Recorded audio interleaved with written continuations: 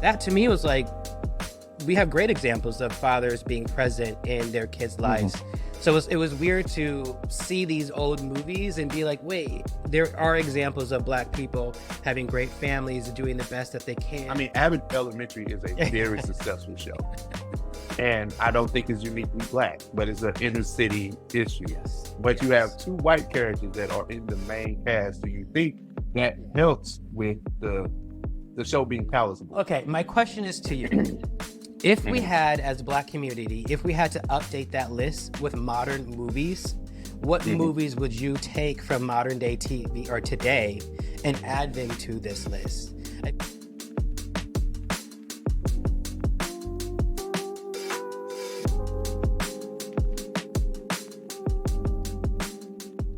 Well, let me do my intro. Hello, my name is Cayman, and welcome to Kurious.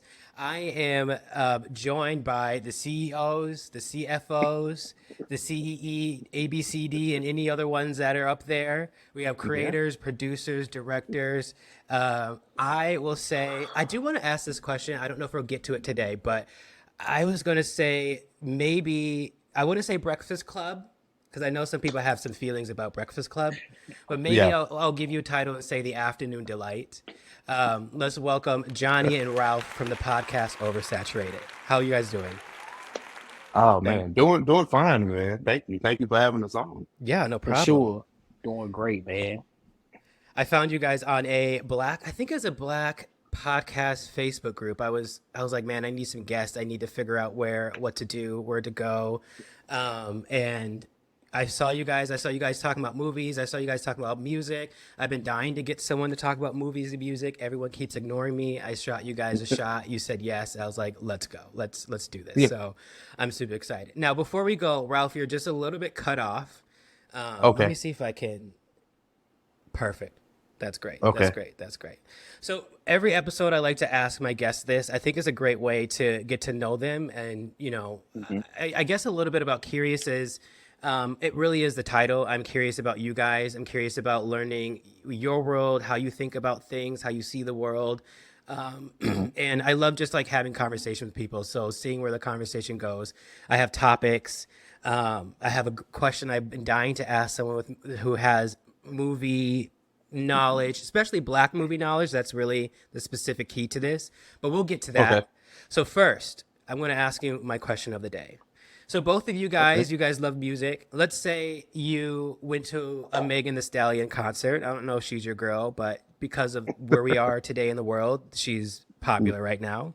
You go to her concert. It's a great concert. But because she has beef with Nicki Minaj, Nicki put a hit on that stadium. And sadly, you guys have passed away. So now your family members are not charged, but they are, their task is to write an obituary for you two. So my question is, if your family and loved ones had to write an obituary for you guys, what would be some of the things that would say? And Johnnie, you could start. Okay. Well, that took a left turn that I wasn't prepared for. So, okay. Well, let's see. Where would I start? I hope that somewhere in the obituary, it states how I tried to be like a safe space for my family and friends. Like whether it's, to share something they need to get off their chest, or they can just be silly or goofy around me. Like, I just hope that I'm that type of person where people can literally be vulnerable or be whatever it is they need to be in the moment when I'm around. Like that's the type of environment I love. I like to have with the people that I care for the most, right? Also with that, I'm sure somebody's going to mention my love for tennis. I am a tennis player. I started in high school, just as something to do with my best friend and I, and end up playing in college, and I've been playing ever since. I'm currently the board member of the East St. Louis Community Tennis Association, where we teach tennis to youth and adults. We try to get as many people, Black people, but people in general, to play tennis as we can. And just like I just try to have fun. Like I'm goofy. I just be doing goofy stuff, right? I just somebody that's loving, caring, and just is himself, has been himself since they've known me. So those are like the three things I hope somebody puts in my obituary. I like that. I like that. What about you, Ralph? Oh wow. We're kicking off with the morbid questions. I love it. But no, I feel like first of all, if I have a one of my cousins that's probably a part of this whole committee, they're like, well, he probably died because he was at a Megan Thee Stallion concert. Let's just go there. But no, but in all actuality, I think just my love for family and friends, my laughter, um, the way that I try to carry myself, being just what I deem to be a stand-up person. I feel like most conversations about me in rooms that I'm not in are, decent conversations. You know what I'm saying? There's nothing too bad that anyone can say. So I feel like that would kind of come out in any obituary that, someone can write about me. Mm-hmm. Mm-hmm. So Nice. that's why I Nice. kind of leave it. I love that.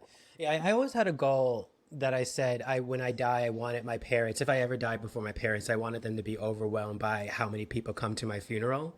I think that Mhm. shows by like how you live your life. So I like what you said, Ralph, how you think like even if you leave the room, like people will say so many good things about you. So Yeah. I really love that. And now, Johnny, you said you play tennis. I'm a huge fan of tennis. Mhm. I watch Serena Williams. I just love tennis. So it's interesting, as black people, I feel like tennis is deemed as a white sport. I feel like it's not given its kudos. I feel like the black community upholds other sports than tennis. Is For that sure. something that you see, feel, or can you relate to that? Or, as someone who loves tennis, like, how do you feel being black and playing tennis? Oh, for sure. Like when I started playing at 14.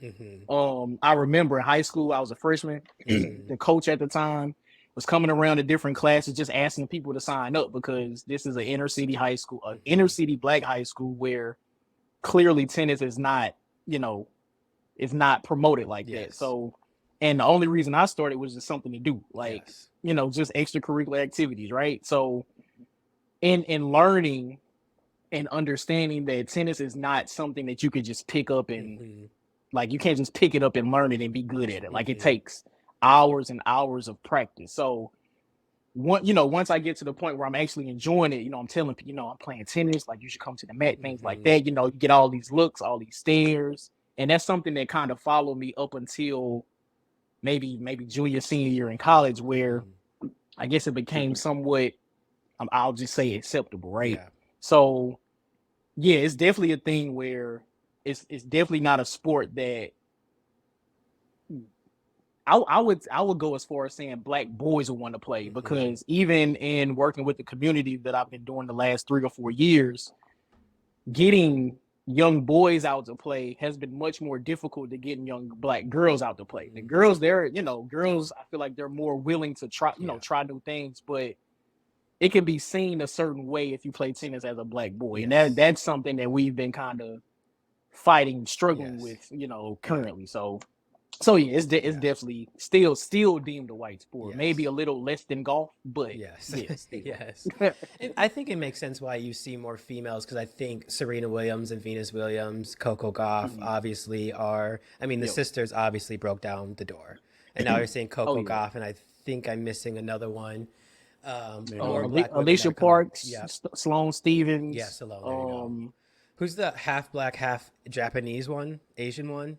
Oh, Naomi Yes. Osaka. Yep. Naomi Yep. Mhm. Osaka. Yep. Um, there's another. I can't think of her name right now. Crap, it'll Mm-hmm. come to me later. Mm-hmm. But Mm-hmm. there has been somewhat of a, I don't want to say surgeons, but we have Mm-hmm. at least two two Mm-hmm. black men that are playing now. Ben Yes. Shelton and then Francis Tiafo. Yes. We have Yes. Gael Monfils, who's actually French, but Yep. he's a black Frenchman. Yep. But he hasn't been like really promoted like that for Yeah. whatever reason. So Yeah. I I mean, don't know why Black Frenchman was funny though, I but know yeah, it's kind of it was kind of that's kind of funny. Sometimes you forget that but black but people yeah, can be French. it's true. exactly. Yeah, Yeah. yeah.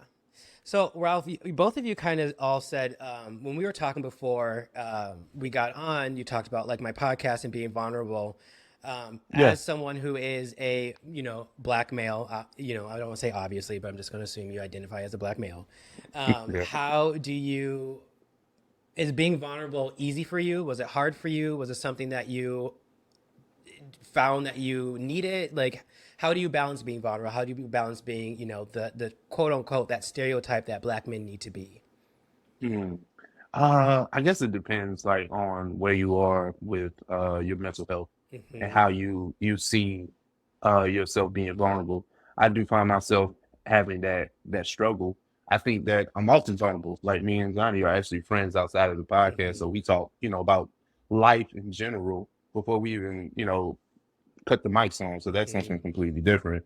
But getting down to like the nitty gritty, the things that really shake you to your core, and like expressing those things.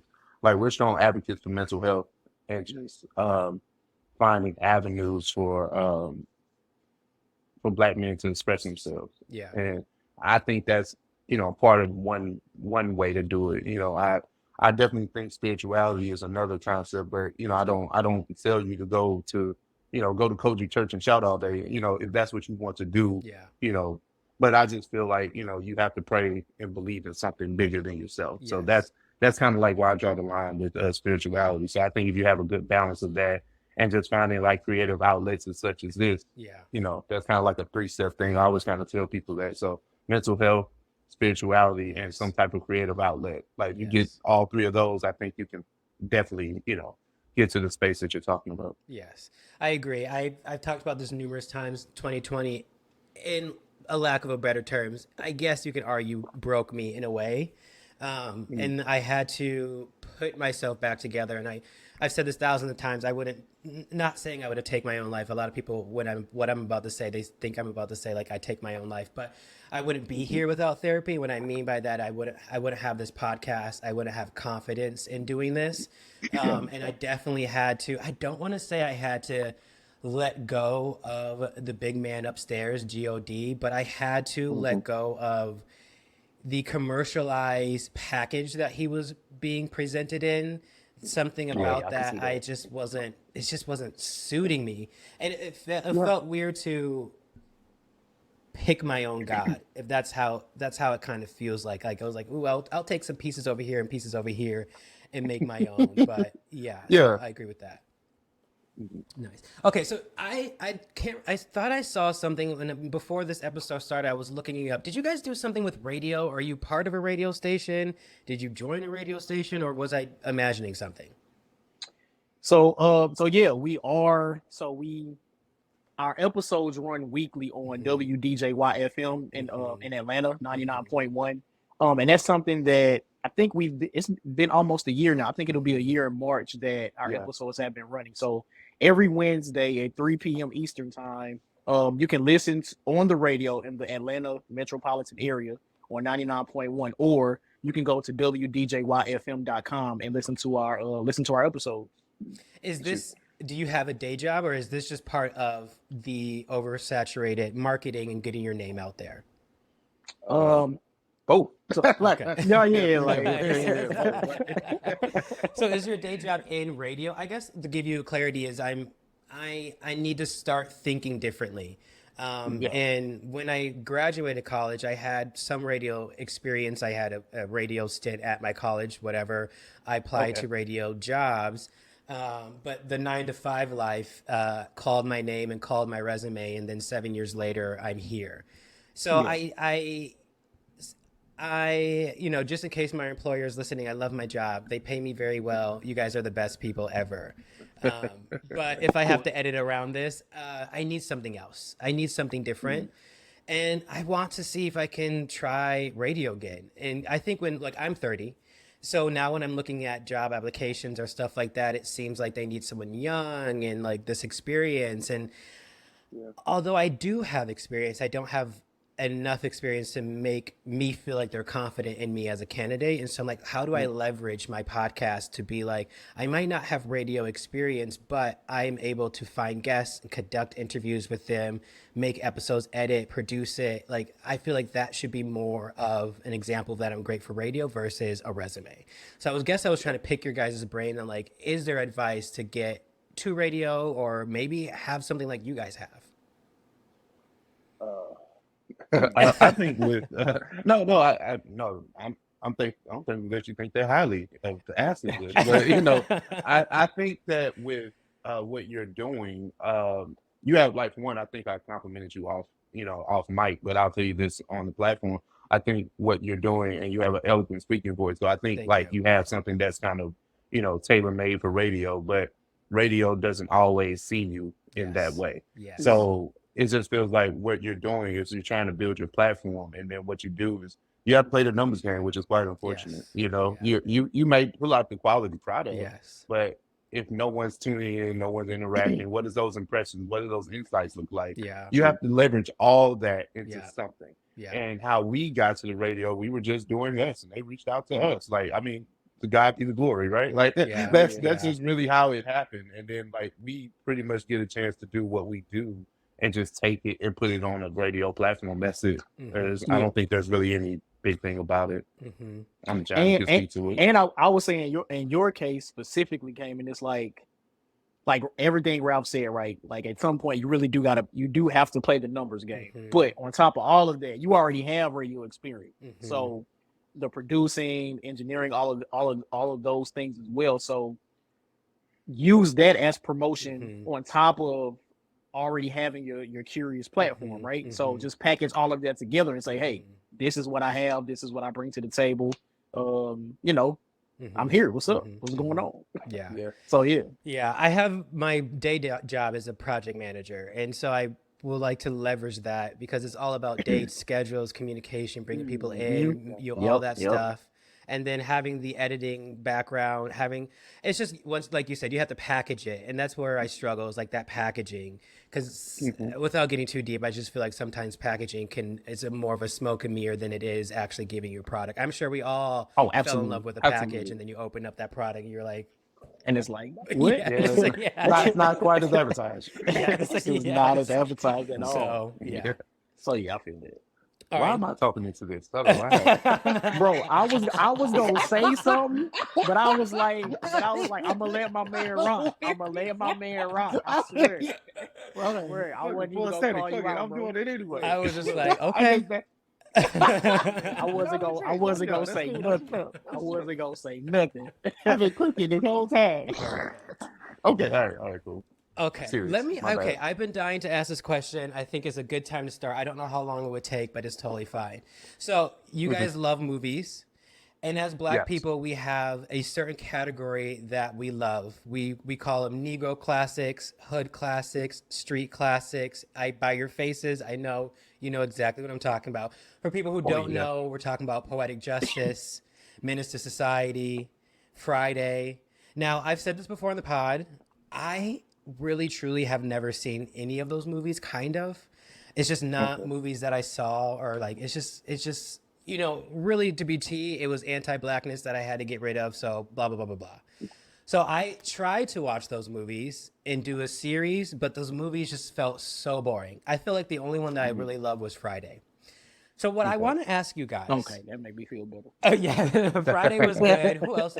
I thought Poetic Justice was boring. I didn't understand the point. I didn't get it. Like I just thought it was just nothing but a road trip, and then all of a sudden something happened at the end with Tupac. I was just like, whatever. And Menace to Society, I was just like boring. Who else did I watch? I watched so much. Boys to Men, sorry, boring. I mean, Boys in the Hood. Yeah, there you go. That point. That's my point. That's my point. Oh, that's crazy. That's funny. So, okay, my question is to you. If we had, as a Black community, if we had to update that list with modern movies, what movies would you take from modern day TV or today and add them to this list? I feel like when we get in these conversations, we're always stuck in those 90s, but Black movie and cinema has grown so much that what would we put on our list for our kids and our grandchildren? So I want to ask you that if you had to make a new list of Negro classics, Black Hollywood classics of modern day television or movies, what would you put on? Now, I don't know which one was talking to me on Instagram. I was like, maybe I should tell them about this. Were you? I was like, maybe I should tell them about this question so they can be prepared. But while you think, I have my top 5, and I'll give you my 5. Okay.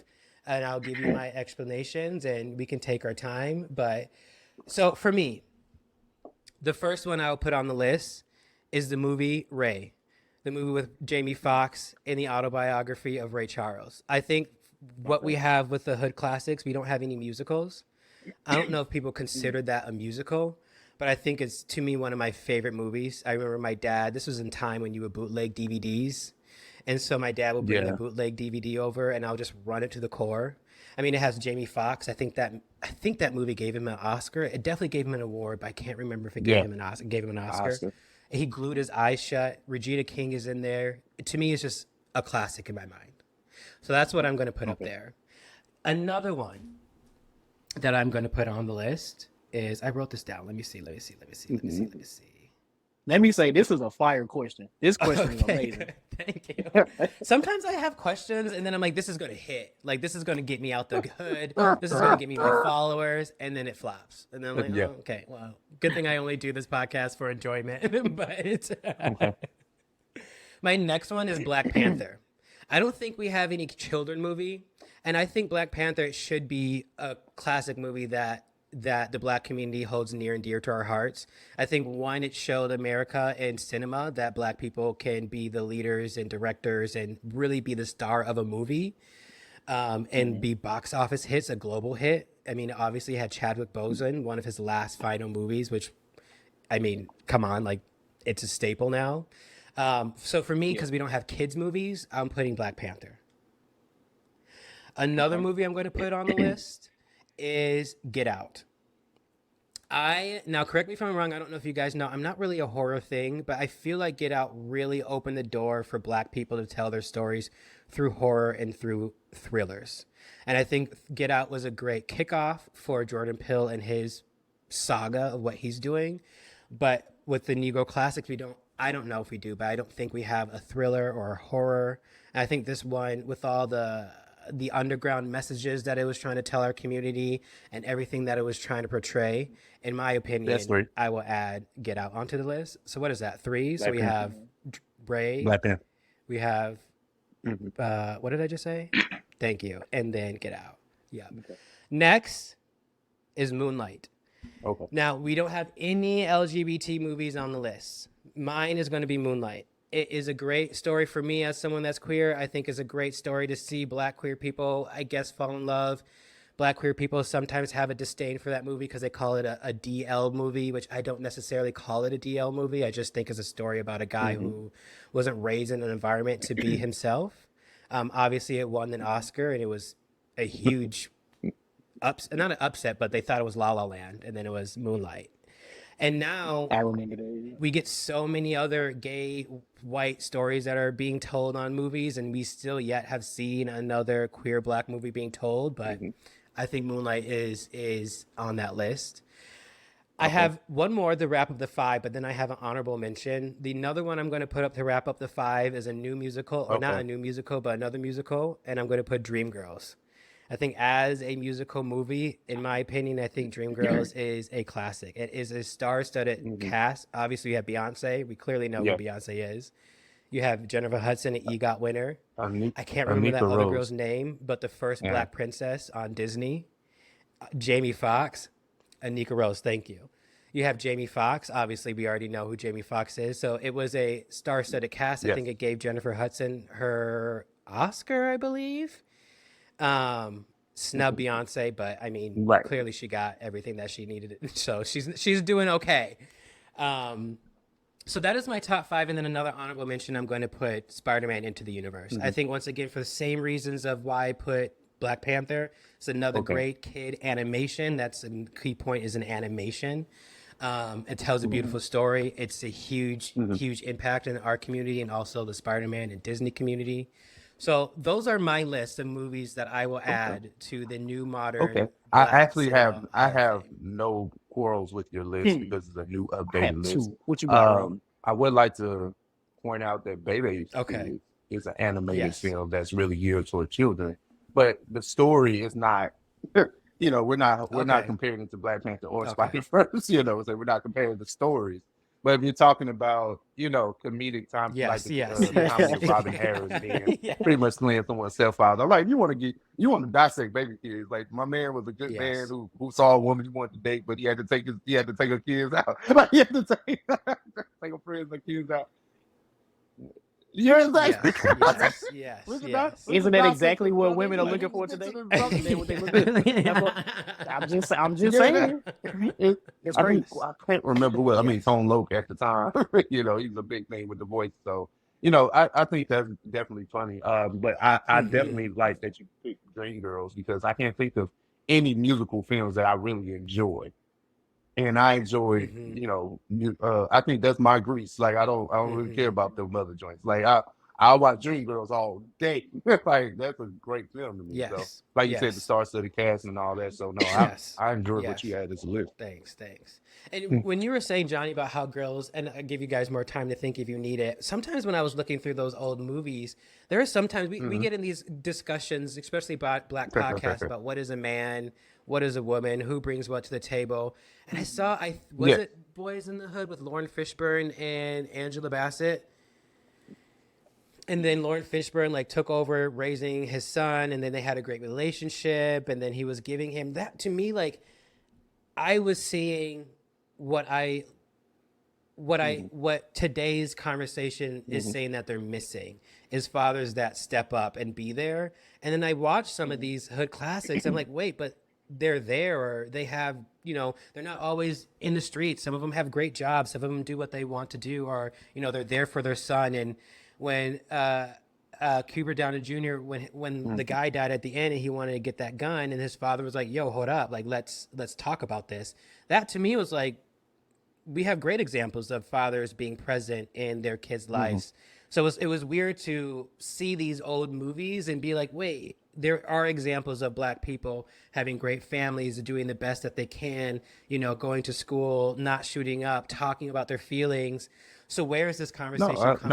I definitely in agree. Like today's I think time? one So thing I just that wanted to actually make that ages point. boys in the hood gracefully is because of the dynamic of family. It's not it's the story that, you had two teen parents because, they both had Trey when they were 17. So, you're talking about a 34-year-old man raising a teenager or a 35-year-old woman Yes. raising a teenager.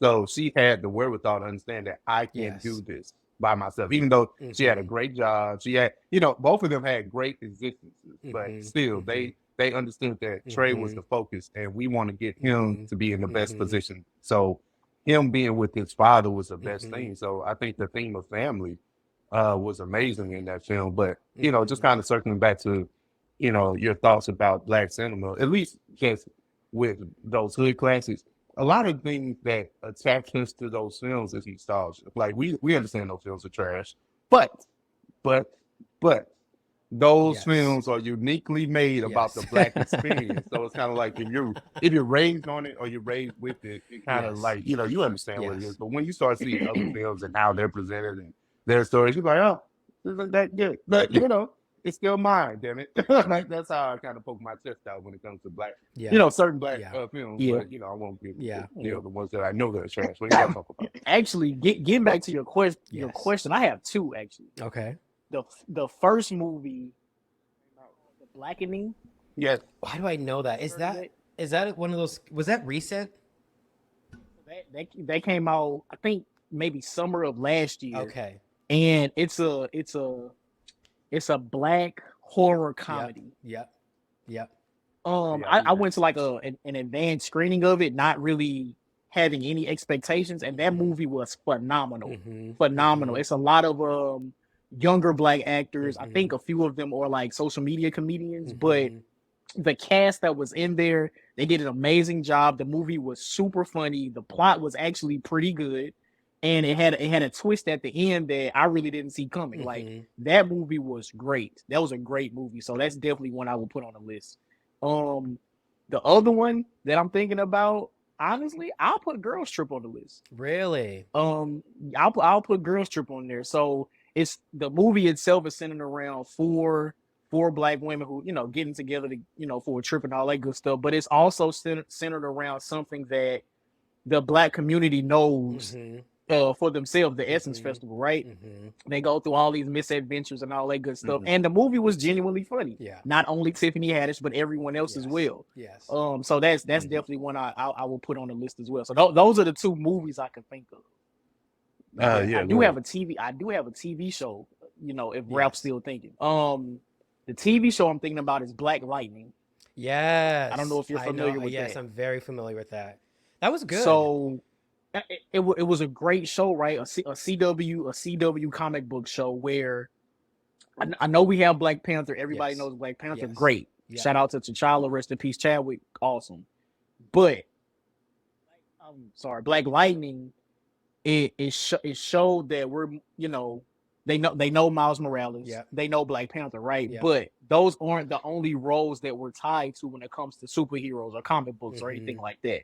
And the show itself was like the plot was really good. It had Mm-hmm. Jill Scott in it. Like it Mm-hmm. was like the show itself. I think it might have Mm. been 3 seasons. Yeah, it cut off really shortly. Yeah, 3 seasons, but at least 2.5 of them were really good. Yes. Like the second Yeah. half of like the third season was just okay, but it's again another Black ensemble cast that shows Black kids like, Yes. hey, we're not only tied to these one or two Yes. situations. We can expand how we see ourselves in TV and film. So Yes. Yeah. yeah, I would definitely throw Black Lightning on that list. I agree. I feel like Black Lightning, is there two different Black Lightnings? Because I grew up with a Black, maybe it's not Black Lightning, but there's another You're thinking about Static Static Shock. You're Shock. thinking about There you Static go. Shock. That's what I was gonna say too. Like we should cinema, movies, whoever is in control of making these superhero movies come to life.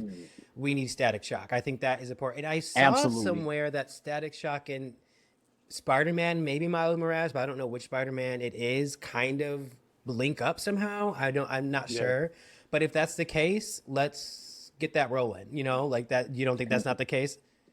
Two different movie universes. Okay. Two different. That's DC and Marvel. Probably Yeah. so. Gotcha. Okay, so maybe I just saw fan art that was blending them together, that was blending those two characters together. But yeah, I love Static Shock. I think he needs to come back. He needs to come back to life, and I completely agree. I feel like, Yeah. and this is another, I guess, Ralph, I guess I'm giving you more I time got to you. think, but this is how I go off on these tangents. So like, you just let me know when you're ready. But there's a conversation amongst Black cinema is like, we're asking for new movies. Like, for example, The Color Purple, apparently it flopped. And a lot of people are blaming Taraji P. Henson because she came out and said that she's not getting paid. And I think that's a cop out. For me personally, I didn't see The Color Purple because I've seen it 5,000 times. It's a movie that we get every time. And if you're into theater like me, it comes to your city, state all the time. So I'm looking for new stories. I'm not looking for an old story to be revived. And it's another conversation too, because like the white world wants to say slavery is over, right? Get over slavery. But then we constantly get these Color Purple movies, right? We constantly get these stories that send us back to an old time of struggling. So it's like, what's the truth? Is it over? If it's over, then let us move forward and let us have these new movies so then we can actually go out and celebrate. But why do you say it's over, but then you continue to give us these old movies where we're just struggling and we always look like we're from Yeah. like, we don't got any AC No, I or get you. any clean water running or anything like that. So that's my No, fault.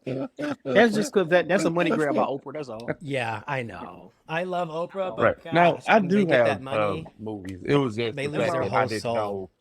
It's this meme or this list that's going around with like 50 Black films. And I feel like the one that I have is on the list. And I hate to like regurgitate it, but I was going to say Welcome Home, Roscoe Jenkins, right?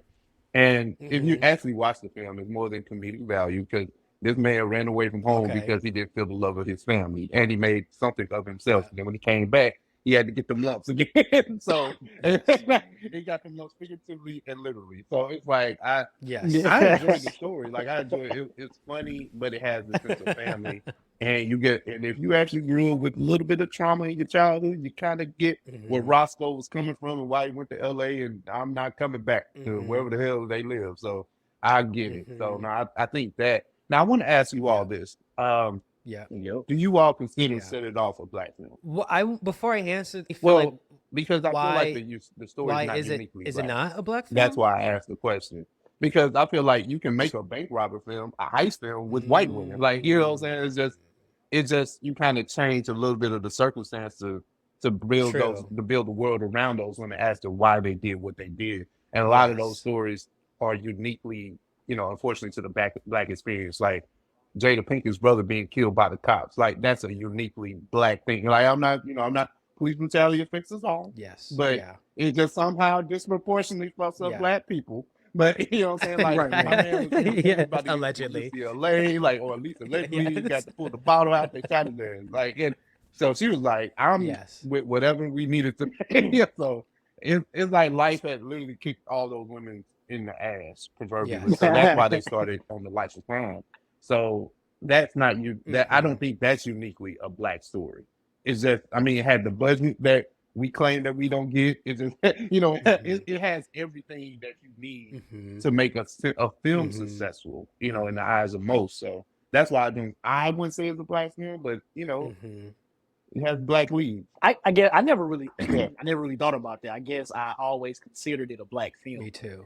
But even today, there's a lot of people's gripes with, I guess, black cast and film, right? Like we want to see story, we want to see stories outside of the struggle story. Yeah. So Yeah. with Ralph saying, you could put 4 white women to make a heist film, absolutely. Yeah, it's kind of so like, I mean, why you not want to say put Friday? the 4 black? Friday's nothing but a stoner film, like, you know, a stoner film in the hood, but it's a stoner film though. You know what I'm saying? You can say that's Jay and Silent Bob, or you know for what I'm saying? real. Harold and Kumar go to White Castle. It's like it's the, you know, it's something of that. Yes. You know what I'm saying? Even though Friday is Friday, I'm not. You know. Friday was so good. I really enjoyed Friday. I love how simple it was. It felt like it felt like they only had $100 and that was it. And it didn't. I don't want to say if like it that budget took away from the quality. Why I said that is because it felt like they did the best that they can do. It just felt like a movie that no one had enough money for it, but they didn't care. They had the story, they had people that showed up. One thing I love, like, because it was a movie that was started at the morning, right, and then ended at night, right? Yeah. It's hard to do a 2-hour or however long movie it is just over one day. But I loved is how each character was so different from each other. They brought in a different piece to the story. And I love how the music helped bring in who this character was. So when you saw that little bully, or the cross-eyed bully guy that was on his bike, right? And you start hearing that suspenseful like music come right behind him, it sets the character. When you hear that, you see that ghetto girl, the girlfriend coming with the car, you hear the music, it like builds that character. So when you have a story that's only a story that's from 9 a.m. to 6 p.m., you really have to tell the audience that this person is going to come and give another piece to the story so you can continue moving forward. I thought it was great. It really, I forgot that this movie was over a span of a day because it just kept giving you different stories, different characters that came in and out and kept pushing the forward along. Yep. So, yeah. Yep. Let me real quick, since we're talking about black films, right? I recently saw a trailer for a new film coming out, and I wish I remember the title verbatim, but it's something like the magical. Oh yeah. Magical something of Negroes or something like that. Yes. So you did see the trailer? I didn't see the trailer, but I saw the conversation about it. Yeah. So apparently the movie is about this organization of black people that are sent into the world to make white people comfortable, so the white people can fulfill whatever it is they need to fulfill. Yes. So I wanted to ask y'all, what you thought about it, but if you haven't seen the trailer, I guess I haven't seen the trailer, but I've seen that conversation and I've seen the actors being upset because it's not getting a lot of claps and kudos from the black community. And I guess their excuse is that, I don't know, that black people can't open up their minds to, and these are like the black actors, or like they can't open up their mind to other stories, something along. I didn't really pay attention because I didn't hear about the movie. But then you hear people stitch it. It's like, no, it's because you want us to be these, what you just said. Like you want to give us these great powers to then make white people comfortable. Feel That's comfortable. literally what, I don't want to say what slavery is, but I mean, we had great powers. They used them, they took them so they can be comfortable. And it's funny that you said that, or the slavery analogy, is because there is this conversation about like how some white people can't cook or clean or raise their kids and like what happened. And this girl brought up a book about how America started packaging at-home slave, which comes at like Betty Crocker, those little like, here, make pancakes, and they had Aunt Jemima. It was all a package for white people to be like, hey, we get it that your slaves are gone and they cleaned and they cook, but like, here's something a Bisquicket, just add some milk and add some sugar and you can get the same as Aunt Jemima. So yeah, but going back to what you were saying, yes, I think we all agree. I would like movies that expand the definition of what it means to be black, our love, our pain, our struggles, our stories. And I want them to not be, I don't want to say centered around white people, but I for sure do not want them to smoke and mirror us to believe in one movie when really, if you pull back the curtain, it's just us giving our powers to make someone else comfortable. Yeah. I would not want to see that. I mean, I don't want to see Color Hey, Purple.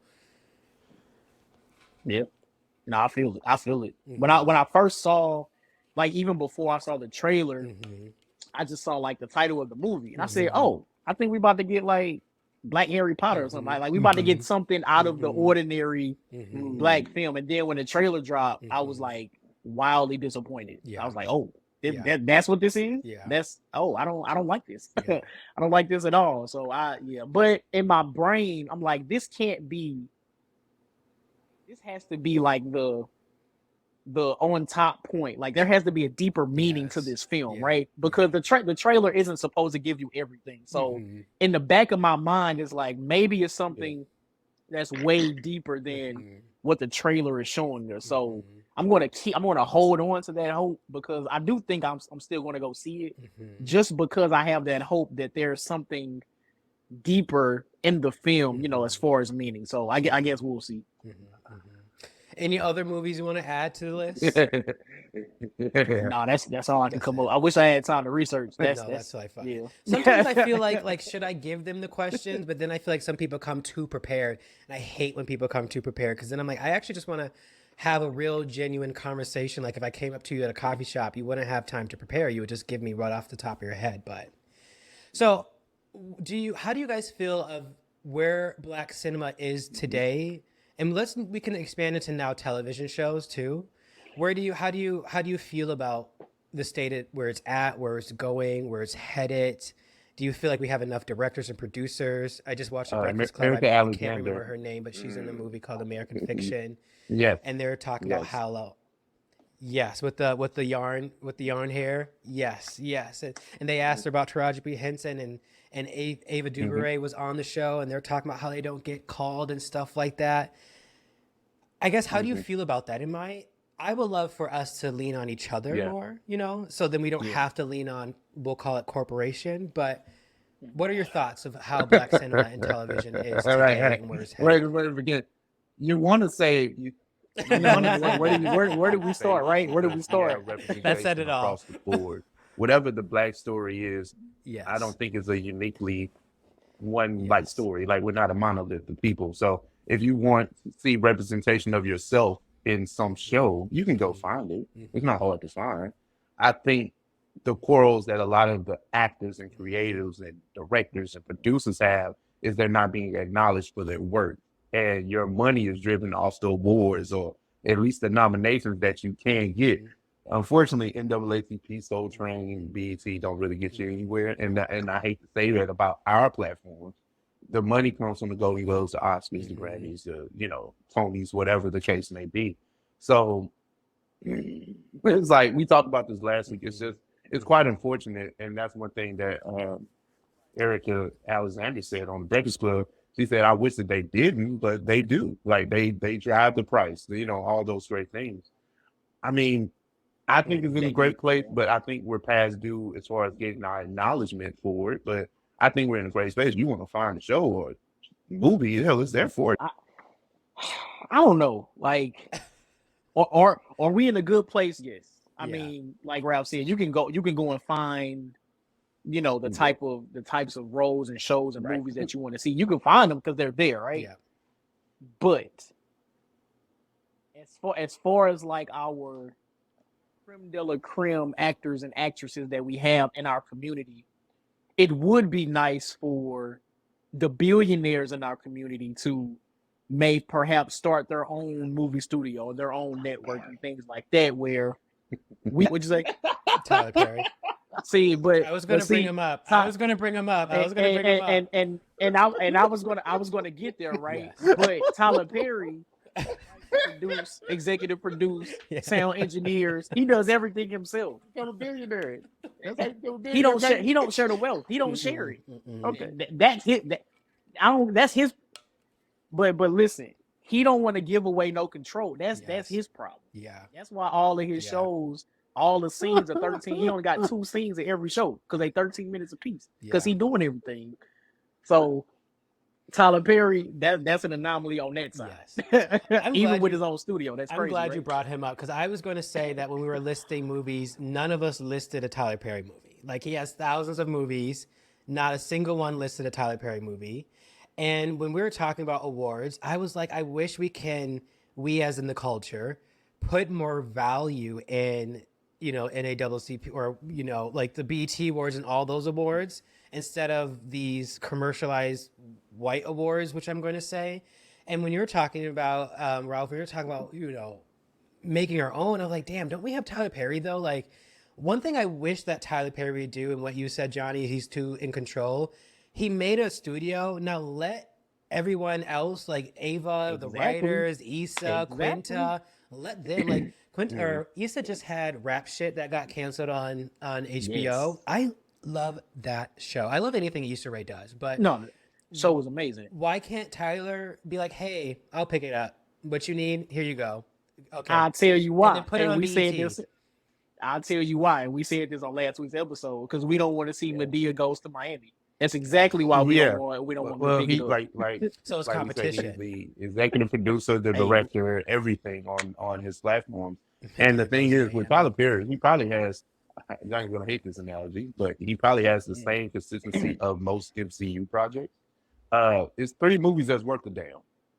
It's maybe 3 films that are really actually good. Like anything else is just you're passing time.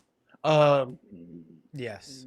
Well, let's list them. Daddy's Little Girl. What are the 3 Would be movies that are yourself. good for Tyler Perry? I would say Medea's Family Reunion Okay. is actually a Totally good. forgot about that one. The Family Reunion. Now I can't do anything else with Medea. Okay. I'll rock with you. And on that then one. now, I'll rock with you. no, we ain't doing talking about Medea. I would say Madea goes to jail. A Family That Prays. Daddy's Little Girls. I think I enjoyed that story a lot. Mm-hmm. And then Medea's Family Reunion. Anything outside of that? Mm-hmm. Maybe the one with Johnny Smollett. Like that's probably about it. Anything else, we rolling the dice on it. Yes. If I had to pick, I will add Medea with Diary of a Mad Black Woman. I don't know, but I love that one. I love the scene where she was like, what's her name? Christina. And she's like, Christina's not here. I love that. Yeah. Going back to the question is where's cinema movie at today? Like you said, like I agree with a lot of you. I feel like to me I don't know. It's hard to know who's behind these films, like who is greenlighting these films. You can have Issa Rae that has a script, but we all know there's someone that's stopping her to be like, you got to take this out. You got to move this along, blah, blah, blah, blah. And when I thought about Rap Shit moving to a BET or having Tyler Perry pick it up, would that change the thumbprint of the show? You know how sometimes it gets, so that's why I'm just like, and when we're talking about why doesn't Tyler Perry pick them up? Because it kind of is competition. God, I just don't know what happens when you get that rich because it just feels like you're more into yourself than the bigger picture, which is lifting your entire community up. Tyler, you have an entire studio. So if you go broke, you can sell that studio. Yeah. You know what I mean? Like there's money in that land. So what's the purpose of being threatened that your brand is going to be taken somewhere else when you already have the credit, you already have the clout, you already have the names, and you already have the money? It's time to just let someone else who's black just to give and just Cam, you're let Issa bringing Rae up have a her great show. point, right? Like It's like clearly he's so going to give you rich, money. and it's like I don't know how you can see Issa Rae as your competition.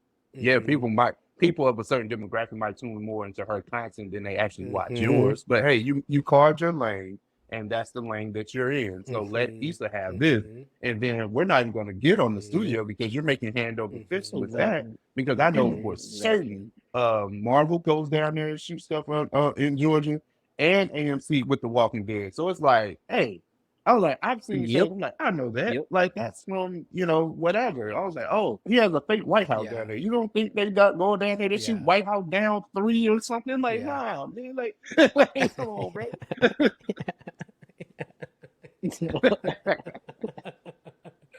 I would love a White House down 3 and have like a Donald Trump as the president and like use that as like I don't know who would save him, Yeah. but Donald Trump has to be the Oh, president God. in a White House down 3. No, he get caught. He get caught. That's all. He would. And not released. Yes. That's funny. Damn. Yeah. Any other? How do you feel about Issa Rae and the Quentin Bronsons and these new black directors and film writers and stuff like that? Do we see potential? I mean, I feel like this is a dumb question. I already know your answer, but I still black want to creators ask. win. I love to see people like Quinta and Issa, especially because they're like us. They came from social media, man, and they're moving and shaking in Hollywood. I think that's a beautiful thing to see. So I am proud of our sisters. You know what I'm saying? That they're doing their damn thing. Put it on. It's I always say social media is a gift and a curse, right? Yes. Because with both Issa and Quinta, like I've been following them literally since the beginning of their creative journey, right? So Issa, she had Aqua Black Girl on YouTube. I remember watching that so many years ago, right? I remember seeing Quinta, oh, he got money. Like I remember seeing all of that on social media. So to see them go from that to winning Emmys, being nominated for Emmys, having these amazing shows that we literally follow on a weekly basis when they're in season, like Insecure was every season of Insecure was a moment. Like every Sunday when Insecure came on was a moment for 5 seasons. Like when that cannot be replicated. It can't be replicated. And now, at least for me, the same thing is happening with Quinta. Like, I can't wait for Abbott Elementary to come back. Like, so the fact that they were able to pop off on social media like they did and then create these programs and shows that are actually great as well that we can follow, it's like, these are like my cousins. Like, I'm so happy to be able to be a part of these things. Like, it's amazing, man. It's amazing. Yeah, I love it. I love to see it, but they always get canceled. But I still have hope. Like, I mean, Quinta's not getting canceled because she's backed by ABC.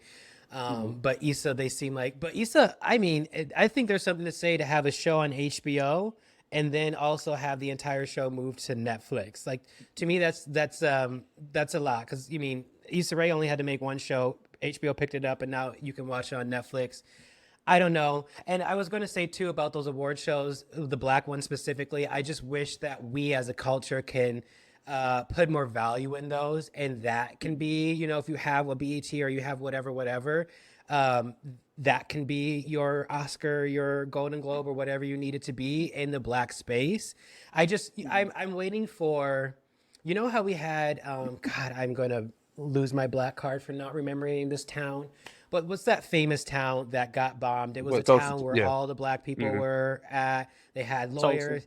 Yes, the Tulsa bombing. Tulsa, Oklahoma. Yes. Yeah. I'm waiting for black people to build another Tulsa.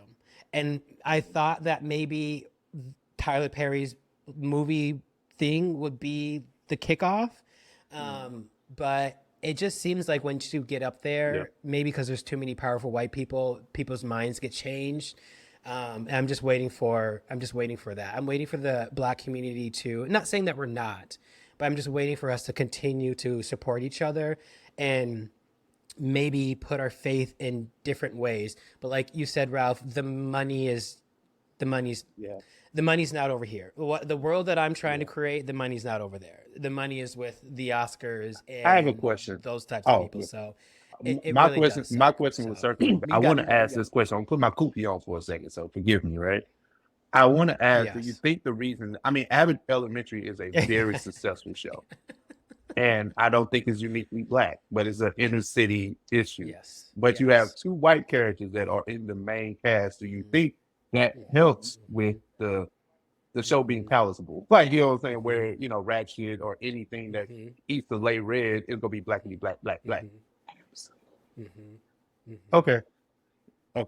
I was thinking about that. I was like, and those characters in the show are amazing. So that takes that is not a knock, that is not a diss, but you have to call a spade a spade, Yes.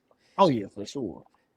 It sucks because I get the business behind it. I don't want to say unfortunately, but white people are more marketable across the world. So, like, when you have a lead, let's say you have a romantic couple, interracial couple, someone's going to have to be white. Because in the cinema movie world, they got to market this. They got to push. They're not, if it's, unless it's Kevin Hart and unless it's The Rock having a romantic movie, they gotta put someone who's white and to carry the financial burden. So yes, I think having two very white characters, realistic. and there's nothing wrong with having two white characters. I mean, it's Absolutely. realistic. Like there's going to be white people that work at inner city school, so there's nothing wrong with that. But we are talking about ABC Family, who also housed all of Shonda Rhimes' TV shows, and we all know. I don't know your opinion about Shonda Rhimes, but every black woman was falling in love with a white man. So it's just how the money works. And I think that's the topic or the underlining common denominator about the past 20 minutes is like white people, that's where the money is. And it just sucks. And someone said that rap shit got canceled because majority of the people who were watching was black versus Insecure, majority of the people who were watching was white. So that's why Insecure left more. I don't know. It was a TikTok. It still was a Sunday night HBO thing, and that's very hard to get because you're talking about. I'm up here with Succession, I'm up here with Game of Thrones, I'm up here with any of the Sunday night shows. You have to be doing something right, to get to Sunday night HBO. So I think when HBO found the gem that Insecure was, they was like, we're going to push this. Ratchet is kind of like a run of the mill with all due respect. You know what I'm saying? Like we can always get a show about this, even though we enjoy it, Yeah. Now I want to be mindful of your time, but Johnny, did you have a question? Oh yeah, I did. So I wanted to ask you. You mentioned wanting to get like our Black award platforms to a higher regard. Like I remember, like when I was in high school, maybe early in college, the BET Awards used to be the place for our Black entertainers to go, right? I'm talking actors, actresses, musicians, like everybody, right? It was a thing. It was prestigious. And I still remember Monique hosting. She used to kill it, right? Do you all has to think get it back could to get back? glory. Not if they keep. Yeah, I was gonna say that, and I was gonna say not if they keep inviting Love and Hip Hop cast members. Like, there just has to be some sort of respect or decorum or a level of understanding of where you're at. And I feel like the people that they invite they just think that they're on Love and Hip Hop. And it's not a direct jab to the Love and Hip Hop cast. It's just, to me, when I see this red carpet and I see who's on it, I'm just going to say my piece. I just don't see the quality. Like, I just don't see the quality of who they're inviting. And that's the problem. I feel like if BET you would never see half of the people on the BET Awards on the Oscar Awards. Like, they would never invite all those people. And once again, I want to make very clear, I'm not dissing the Love and Hip Hop cast. I'm just using that brand as a blanket example of what I'm seeing. We need to elevate a little bit more. And I think I will love to say, I want to agree with you. I want to say yes, but even if we elevate it, even if we put all the Oprahs and Beyoncés on the red carpet, at the end of the day, the money will still not get to them. So we still have to figure out a way, if this person gets an award, how does the new Tulsa supports them and put money into that person? So then BET could be like, okay, this is a real, not that it's not a real award, but like this means something. So that's my I don't know. opinion. We browbeat this conversation quite often, and I agree. Like, I would love to see BET kind of be restored to its glory years, but then again, you had to talk about something that was uniquely Black and it was new at the time. You know what I'm saying? Now it's just kind of like it running its course. And honestly, any celebrity of any status sees that, I can go if I want to. Like, it's not anything that I have to do, but like, what I'm saying, you can get like, a Jay-Z out his bed and make him go 0 for 8 at the Grammys because that's the Grammys. The BET, you don't give a damn, like, hey, I win if I win, I lose if I lose. You know what I'm saying?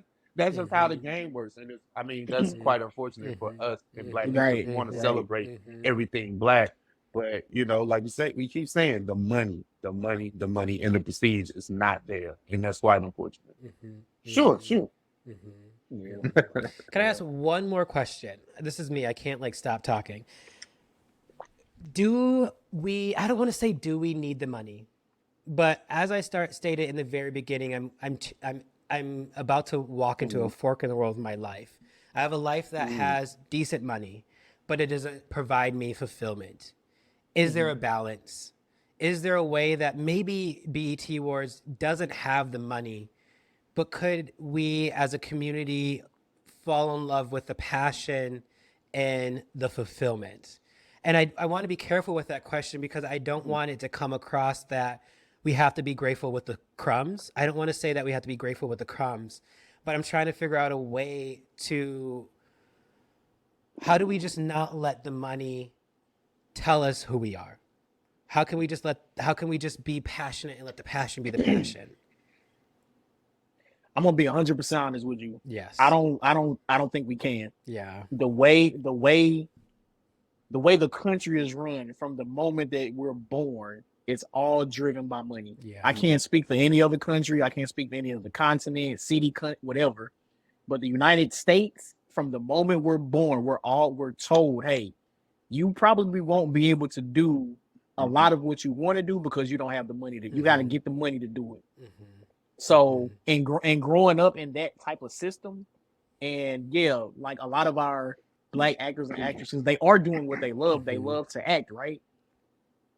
But they still, it seems as if some of them still don't have the fulfillment or the validation because they aren't getting compensated the way they feel they should. And why? Because we're told if you don't have the right amount of money, especially when you see your white counterparts getting triple, quadruple what you get paid, what else can we do? Yeah. Yeah. I know. It's- That's how I feel. you hate to say that. That's exactly how I feel. That's Different exactly how I circumstances. Some people were raised on a certain side of the tracks, some weren't. But it just feels like money is always going to be a motivating factor. Like no matter how good of an artist you may be, or good of an actor, actress, producer, whatever, you want to be paid. Like you want to be compensated properly. You know, if you didn't want to do this, we'll get out the fucking game with all due respect. You know what I'm saying? If you don't want to be paid, probably get out. Like, but I wouldn't sit here and tell anybody what they're worth. Like, I don't know what that's like. And to give your all into something, even if it's 15, 20, 30 minutes of screen time, you know what I'm saying? Whatever. For me to sit here and say, well, you're only worth this, but I've done these things, you know, it's hard to, you know, that's a tough pill to swallow. So, you know, imagine being somebody that's, you know, worked their way up through the ranks of Hollywood without any scandal, without doing anything for, you know, favors or anything like that. And you're still not compensated properly. But you look across the aisle and you see someone that may have done a favor or may not, or just, you know, they like their face. Like, you know, it's weird. It's weird how those things work. Talent never really is often rewarded. You know what I'm saying? Well, guys, I had a blast. I had fun. No, this is great. This is great. Thank you. Anything you want to plug? I will obviously link all your socials down below. I mean, I think this will come out later. I only release twice a month, so it helps me because I have a 9-to-5 job. I can't keep up, and I don't know about you. I see you guys do it on your own, but finding guests is extremely hard. So this might come out a little bit later. So, but I want to thank you for giving me the time, joining me on my podcast, helping me out with Black cinema, and talking to me.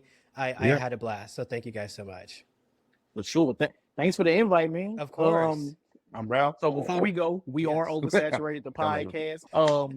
You can catch us every week. We drop every Monday on YouTube, all your streaming platforms. You can catch us on our website, oversatthepod.com. WDJY-FM in Atlanta every Wednesday, 3 p.m. Eastern time. Also on WDJYFM.com. And that's us. We appreciate it. Perfect. Well, if you guys ever need a guest, you know where to call. I'm down. I always tell people, because you gave me a favor, call me up anytime. Since we're on the same time zone, it just has to be the date, and I will be there. So just in case you need someone, just know I'm in your back pocket. All right, sounds good.